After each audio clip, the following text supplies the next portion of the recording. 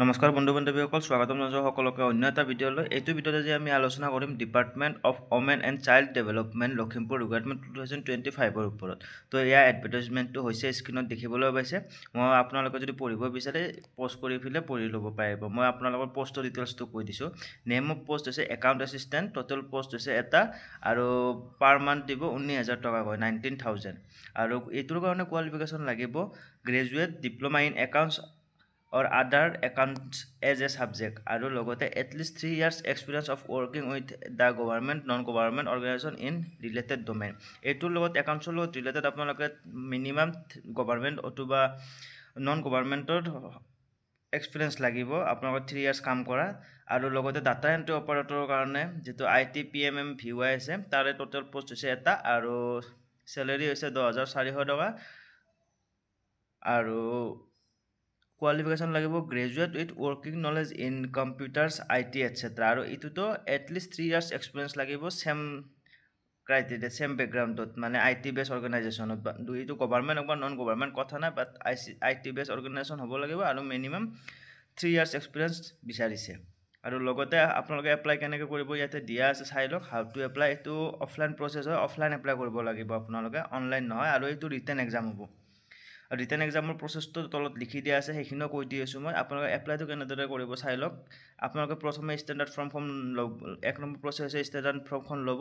Next আপোনালোকে standard ফৰ্মখন ভালদৰে ফিল আপ কৰি তাতে 2 কপি ফটো আপোনালোকে এটাচ কৰিব লাগিব। 1 কপি আপোনালোকে তাত পেষ্ট কৰিব আৰু 1 কপি তাত ষ্টেপল কৰি দিব।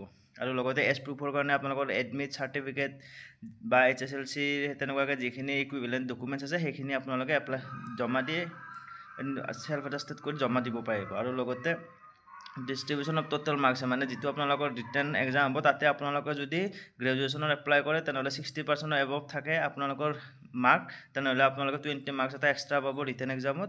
যদি 45%ৰ পৰা 60%ৰ ভিতৰত আছে আপোনালোকে 10 মাৰ্কছ পাব। যদি আপোনালোক 45%ৰ তলত আছে তেনেহ'লে আপোনালোকে কোনো ধৰণৰ মাৰ্কছ নাপায়। এইটো গ্ৰেজুৱেশ্যনৰ কাৰণে। গ্ৰেজুৱেশ্যন মানে আপোনালোকৰ যিটো ইয়াতে আছে একাউণ্ট এছিষ্টেণ্ট পষ্ট, সেইটোৰ কাৰণে।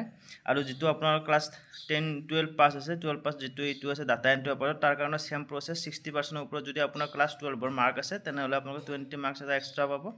যদি 45ৰ পৰা 60%ৰ ভিতৰত আছে 10 মাৰ্কছ এক্সট্ৰা পাব। 45%ৰ তলত থাকিলে আপোনালোকে কোনো ধৰণৰ মাৰ্কছ নাপায় এইটো written এক্সামত।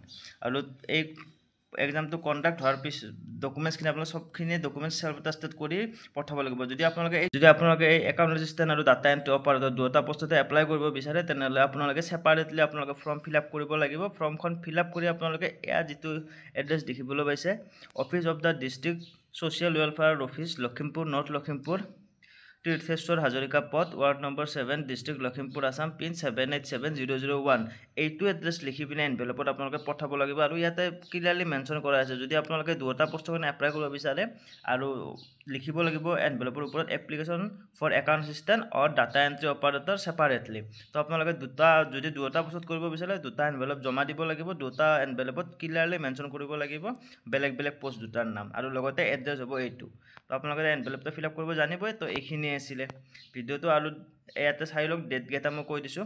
Duly field application forms will be receive from 1 August. 1 আগষ্টৰ পৰা আৰম্ভ হ'ব আৰু 11 আগষ্টলৈকে গধূলি 5 বজালৈকে এইটো চলিব। তো আপোনালোকে 11 আগষ্ট 5 বজাৰ আগতে আপোনালোকে ফৰ্মকেইখন জমা দিব লাগিব তাত। আৰু যেতিয়া আপোনালোকে শ্বৰ্ট লিষ্টেড হ'ব তেতিয়া আপোনালোকৰ যিটো এডমিট কাৰ্ড ওলাব, এই দুটা ৱেবছাইট আপোনালোকে দেখিবলৈ পাইছে স্ক্ৰীণত।